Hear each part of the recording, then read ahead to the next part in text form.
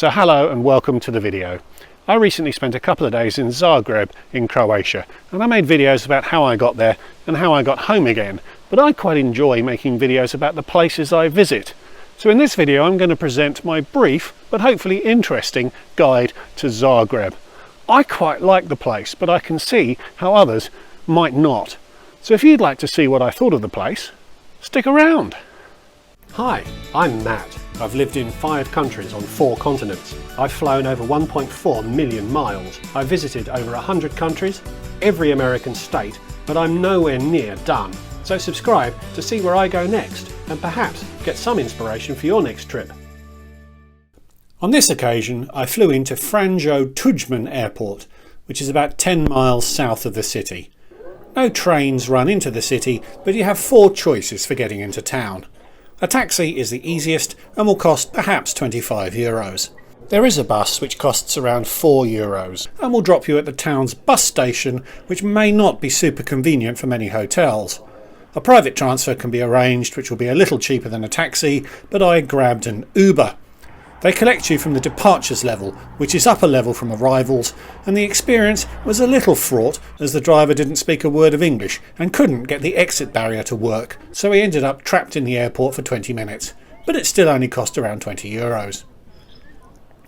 I stayed at the Hotel Dubrovnik, which was brilliantly located right on the main town square. It's in a pedestrianised area, so you do have to walk the last few metres to get to it, which might be a pain with lots of luggage. A good quality hotel, not luxurious, and also not a member of any global alliance, but a breakfast seems to be included in all room rates anyway. I always prefer a local independent hotel, and I think this was a good choice. I paid about €120 a night for my stay, a little more than I usually look to pay, but I felt it was good value nevertheless. The breakfast options were good, cold and hot options, although some of the hot options might seem a little odd. Huge chunks of chicken isn't typical breakfast fare where I come from. The previous visit to Zagreb came about as part of a tour I made of countries in the region. I took trains between Bratislava, Vienna, Ljubljana and Zagreb, spending a day or 2 in each. The train station is nearly a kilometre south of the main square and old town.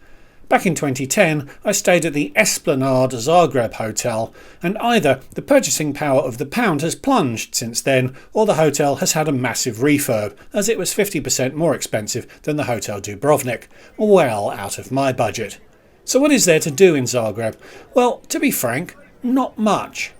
It has museums and theatres, churches and cathedrals, and as the capital of Croatia, there's a certain infrastructure associated with nationhood, but I find it a calm and relaxing place to be, rather than somewhere you should expect to see exhibitions of great global treasures.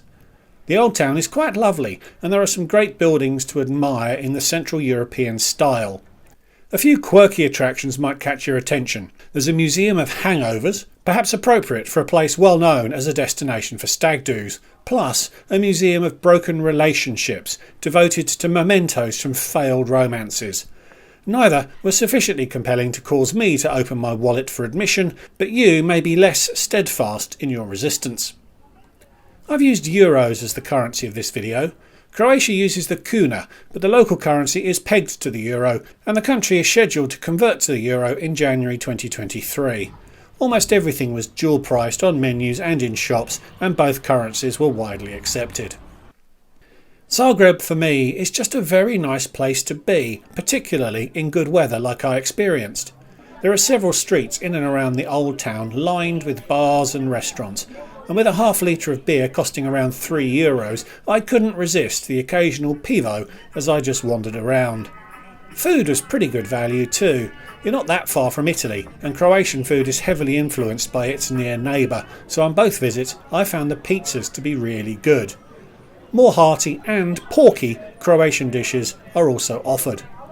And although I'm not excited about raving on until the wee small hours these days, there seem to be plenty of venues happy to keep the party going, and as a top 10 stag do destination, that's probably to be expected. Zagreb isn't a major Central European city like Prague, Vienna or Budapest, and if you go there expecting that level of energy or that volume of attractions, you'll be disappointed. With a population of just 800,000, it's more like Bratislava or Ljubljana, a quaint, picturesque and historic city that's easy to get around, offers great value for money and is very manageable for a short visit. You'll get a great Croatian welcome, and provided your expectations are appropriately set, you should have a really nice time. I certainly did on both of my visits. So thanks for watching. Please give this video a like if you enjoyed it, and leave me a comment. Have you been to Zagreb? Would you consider it after watching this video? Please subscribe if you're new, and if you'd like to support what I do more directly, I have a Patreon account, the link to which is in the description below. So thanks again for watching, and I'll see you all in the next one. Goodbye.